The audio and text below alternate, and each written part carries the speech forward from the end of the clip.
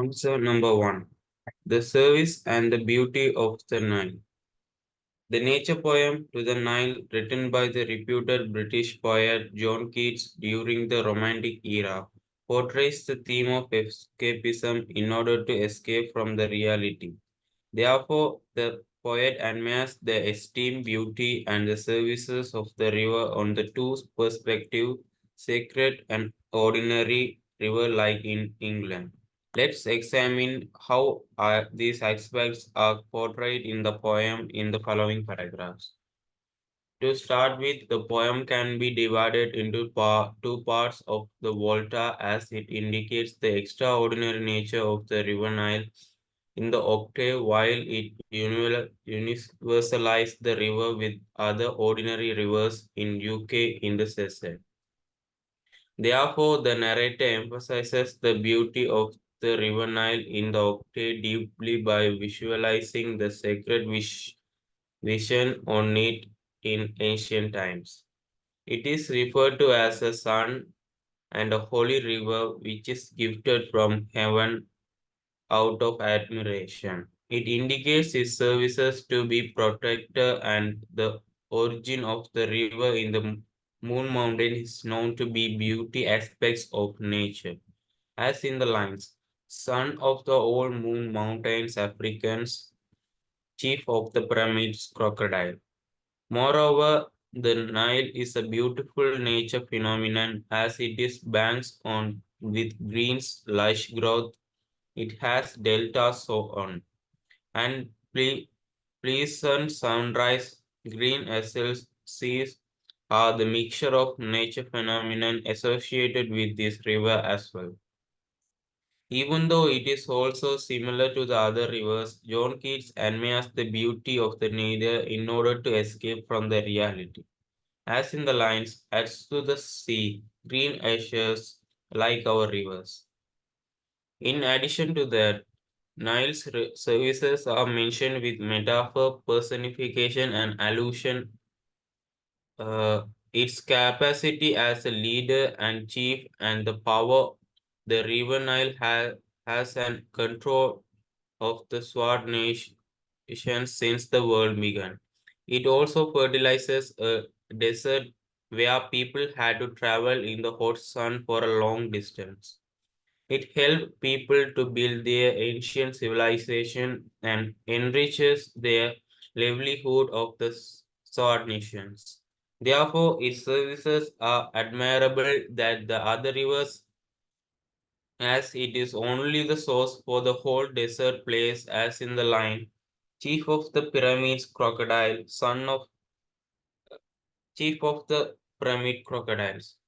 According to the circumstances, it is evident that John Keats admires not only the services but also the beauty of the distant river Nile rather than confined to his country in order to make the readers more attractive to the nature.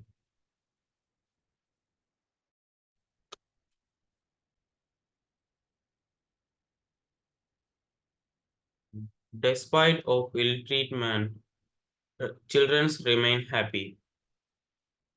Answer number two. The English short story Lumber Room was written by the British writer Sahi, who is frequently known as H.S. Monroe. During the Edwardian era, this short story is about a child who is too clever for the adults but mischievous, who tries to get the authoritative power and freedom from the adults. Even though the adults ill-treats him for Nicholas' mischievous actions, Nicholas remains happy and active for overcoming the problems. Let's examine this statement in the following paragraphs. In this story, due to Nicholas' skill, the children remains happy and the child's character remains happy, focusing on his freedom and autonomy amidst the authority power in the house. This story is fully about a child who is too clever for the adults but mischievous as mentioned above. But uh, First of all, the aunt is also considered as the antagonist of the play, who is the representative of the adults uh, and and the ill treatments of the adults towards the innocent children expressed at the morning breakfast table as usual. It indicates that the authoritative and cruel characteristics of the adults harm the little souls at an early stage of a day. But no one seems to express their guilt or sorrow for the victimized children in the house. This shows how children had to undergo severe punishments without any objections. Moreover, the aunt's ill treatment differs in various situations like Jagborough expedition, prohibition of entering into Gooseberry Garden and the lumber room, hi- hiding strawberry jams, and etc.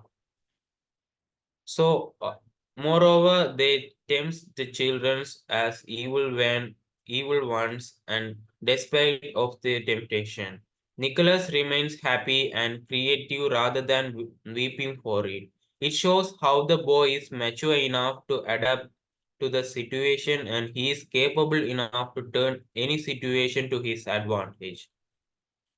For example, when Aunt prohibits Nicholas to join the Jagborough expedition, he acted like crying and worrying, but in the meanwhile, Nicholas executed the plan to get into the lumber room rather than getting into the gooseberry garden. Therefore, Nicholas is a manipulative character throughout the play. In addition to that, at the falling action of the play, the aunt had unfortunately fallen into the rainwater tank. But it was a fortunate event for Nicholas to punish her into revenge. Even though the aunt had given many punishments, Nicholas did not get angry or aggressive as he is in control of his actions. He enjoys the power given to him in a very tactful manner, attacking the solid dissolvent aunt who is less imaginative as well. Nicholas used the technique that the aunt used to tempt the little children out of fear. He punishes the aunt as saying her evil one while leaving her in the rainwater tank for 20 minutes. Eventually, at the ending of the day, all the moods and tones of the readers are witnessed in the tea table, and their moods are contrasted. As Nicholas is happy while the aunt is distressed and vanished.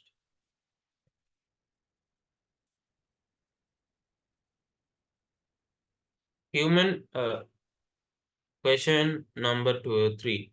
Human beings are caught between their desire for money and passion. The Japanese drama Twilight of a Crane, written by the reputed playwright Joshua Junshi Kinoshita during the post-war Japan. This drama showcases the idea of being greed, materialistic, and unconditional love. We are the humans and non-human characteristics, fictional characters like Yo-Yo, Sodo, Unsu, and the crane, which has took the form of the human in order to treat Yo-Yo. Let's examine this statement in the following paragraphs. To start with, the crane Sue and her husband Yo-Yo can be considered as the devoted lovers who express their love towards each other.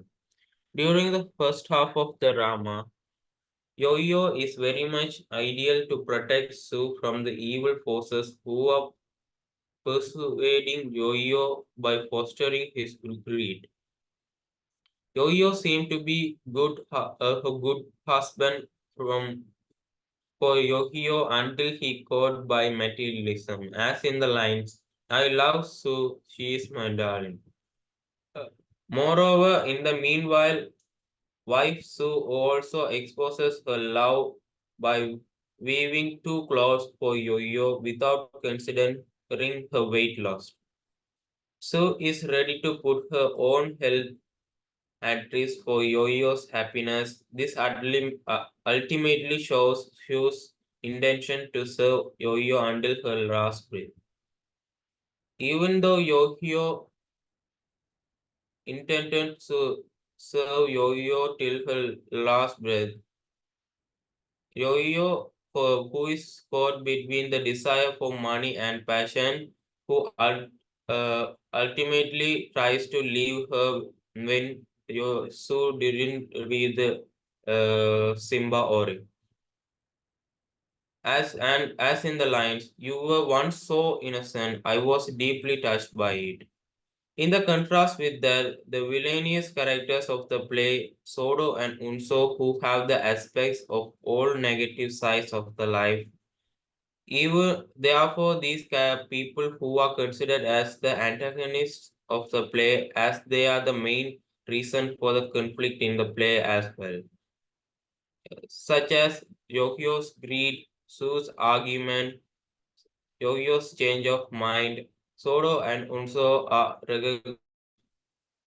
uh, recognize the clause as Simba Ori, and their desire for money matches them as corrupted. But even though Sodo and Unso are the true friends, Sodo ultimately tries to manipulate Unso as well. So therefore, according to this play, it is obvious that human beings are caught between desire for money and passion.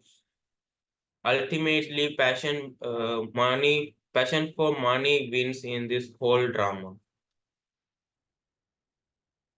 Justification of the title, question number 4. The poem War is Kind, written by the reputed British poet Stephen Crane, showcases the brutality and sorrow that war brings. The diction War is Kind shows how war is juxtaposed with content, underscores the irony of the situation. Here, let's analyze them in detail in the following paragraphs. To start with, the poem War is Kind, the narrator focuses on the brutality of the war to the first time. It shows how war is not kind at all, but rather a source of destruction, pain, loss, and etc. This idea is very much ironical to the title itself, as it challenges the notion that war is a honor, honorable event in one's life. Moreover, is it war kind? Definitely the answer is no. When war appears to be brutal, it can never be kind to any parties who have been involved in it. This idea is presented in the first stanza using the metaphors, irony, and repetition as well. The pessimistic tone of the writer creates the juxtaposition among the readers. Further, the poem demonstrates the injustice of the war as a substream which have been the result of cruel act.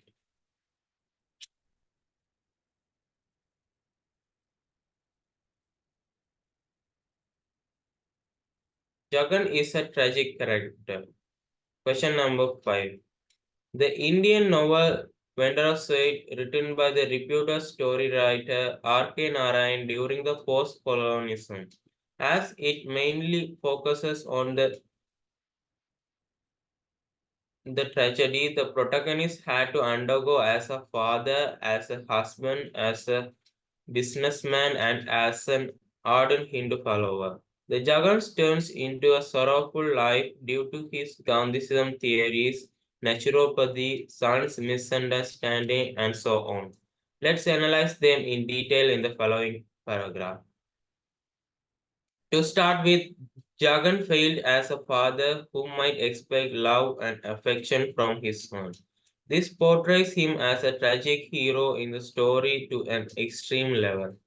It is cowardly nature, worrying parenting, and tolerant character misleads his son to be end up in jail and to addict to drinks, alcohol, money, and westernization.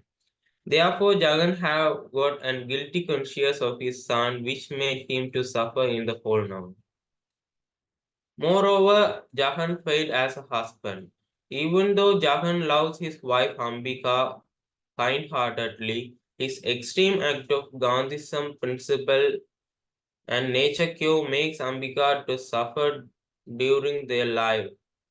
Jahan uses naturally dead animal skin in order to produce a slipper for him, even though it is known as a habit of Gandhi which can be used to avoid British products during the colonialism, but this guy, without thinking about his family, ardently believes the Gandhism theory in his whole life without caring about his family for a single time.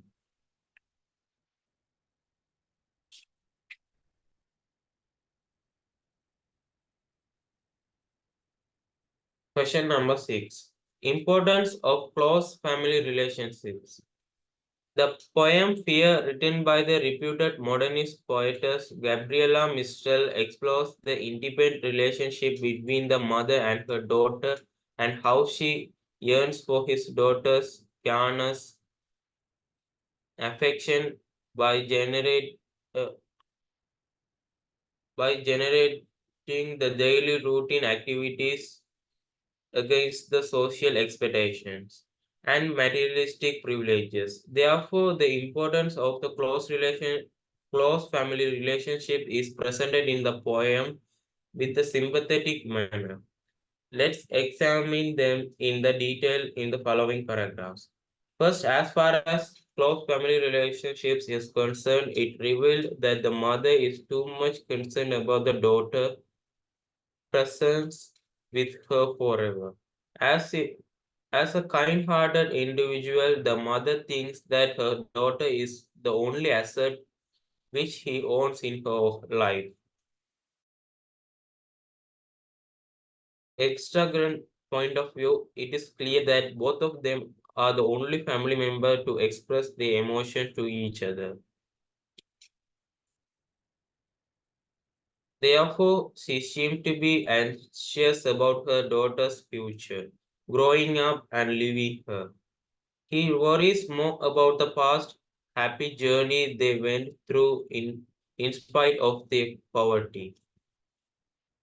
Moreover, the mother severely mocks at the society who wants her daughter to be make her princess, queen, and an authorized woman. Here, in the several stanzas of the poem, the reader can witness the nostalgic feeling of the mother due to her thoughts about her daughter's future. On the one hand, it indicates the self-centered characteristics of the mother who tries to make her daughter with her forever without any goals, ambitions, and on the other hand, it can be seen that her daughter would be addicted to high standards lifestyle due to her power and wealth as a princess and a queen. Thus, she will ultimately corrupted to the modern society and she will struggle to face troubles. Therefore, the importance of family relationships is presented in the poem in a thoughtful way to the readers.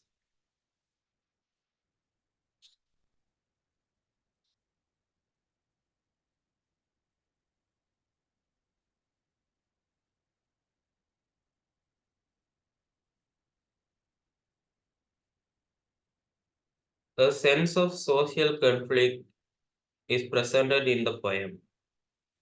The poem Big Match 1983 was written by the Sri Lankan poetess Jasmine Gunaratna during the 20th century. In this poem, the poetess creates a sense of social conflict between two ethnic groups, Tamil and Sinhalese, in a brutal way.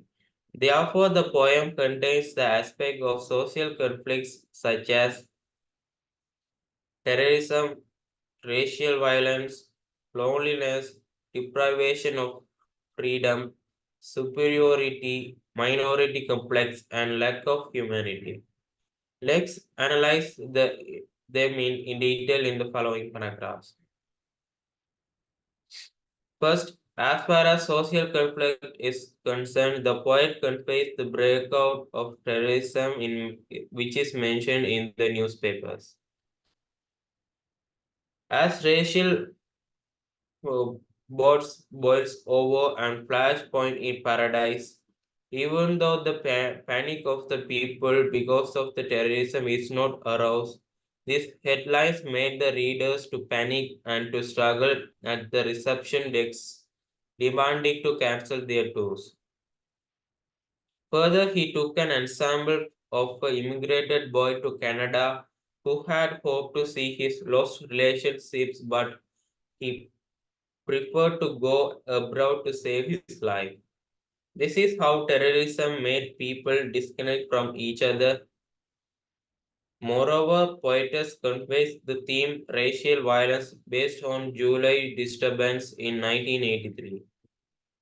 This is because of the modern democratic political system which made Sinhalese as an official language and Tamila give up due to the superiority and minority complex between two ethnic groups which later leads to originate fertile soil of racism. In addition to the role of violent mobs, the role of police is also criticized in the poem as well because they murdered the innocent victims of the war without any sense of responsibility or attempts to avoid the fearful atmosphere for them. As in the lines, blood on the khaki uniforms, the boys lie dying, the crowd lacks silence by the other way. There, it is ironical that that emphasizes the lack of humanity of society, which leads social conflicts in the minority Tamil people.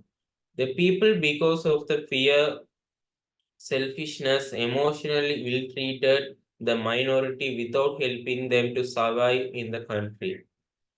Furthermore, the deprivation of freedom is also mentioned in the poem as well. The poetess portrays the attention to the middle class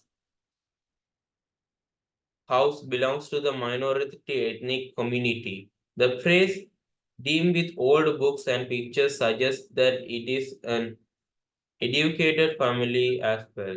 But the man who was left behind the house without any physical contact of racism, he even managed to answer the telephone call from his friend, and the way he expressed his life is emotional.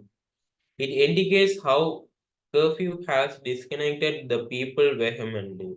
His actions suggest that the atmosphere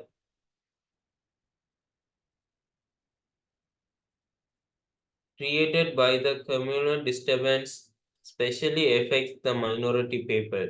This is how loneliness creates a sense of social conflict in the reader's mind.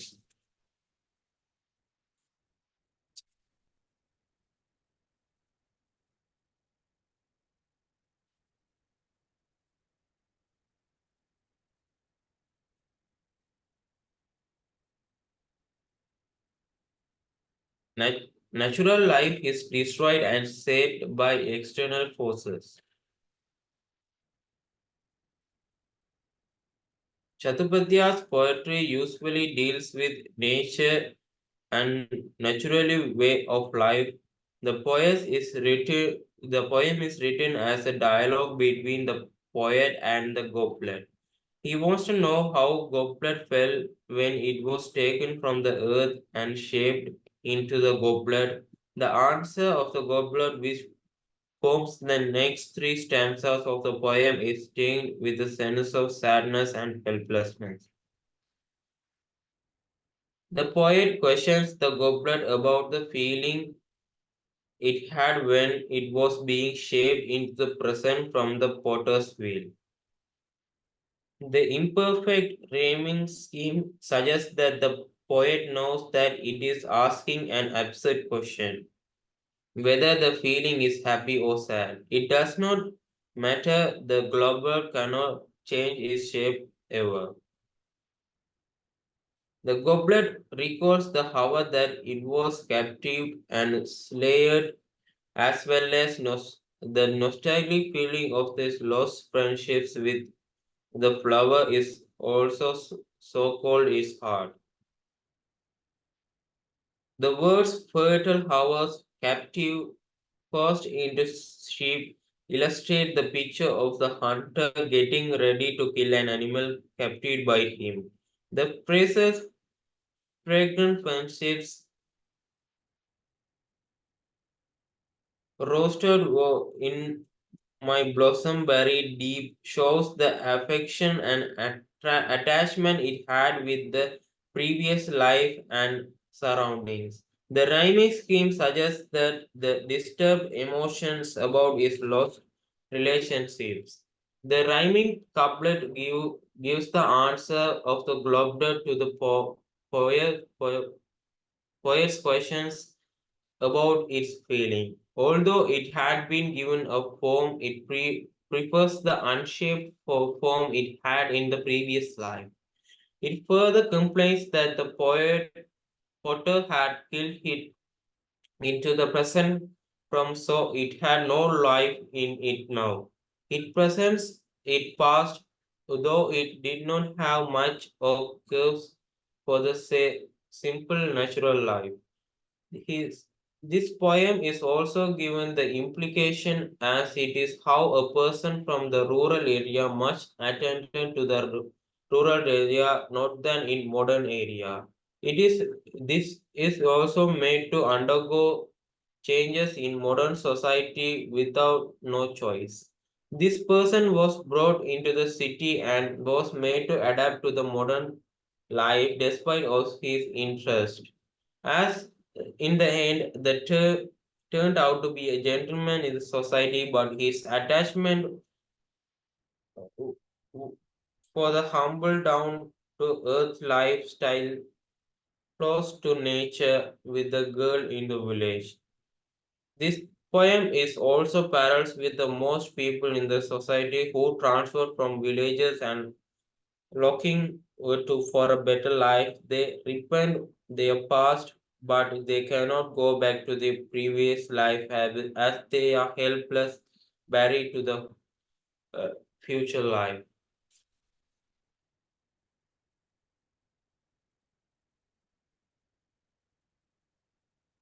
Appearance can be deceptive. The poem Richard Cory was written by the American poet Edwin Arlington Robinson in the modern era. As this poem is under the theme of society, the narrator mocks at the society who judges people by their appearance. This poem tells that appearance can be deceptive throughout the character named Richard Cory. Let's analyze this statement in the following paragraphs. To start with, the poem starts with an action of a person, Richard Cory, who went downtown.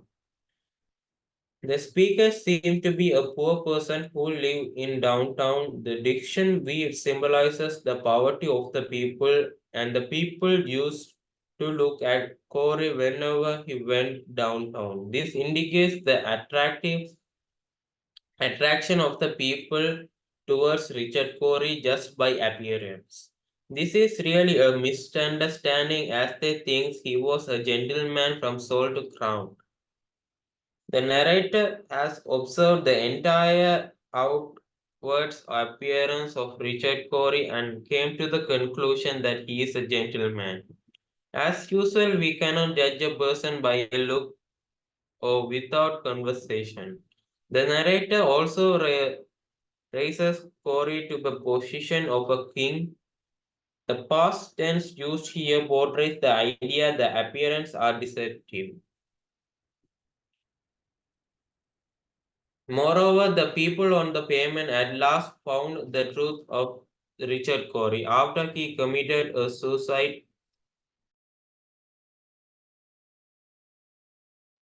on a calm summer night. The season summer symbolizes youth and figuratively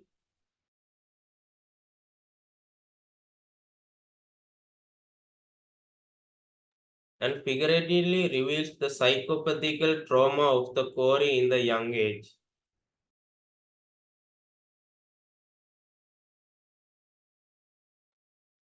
Due to the economical imbalance which prevailed in the society, perhaps he would have come to the get rid of his isolation and depression. The reader can witness the fluttering pulse of Richard Corey, but the narrator doesn't aware of the aspect of feeling from the conversation. It seemed to be an irony, as in the line, and he was always a human when he talks, but still he flutters pulse when he says.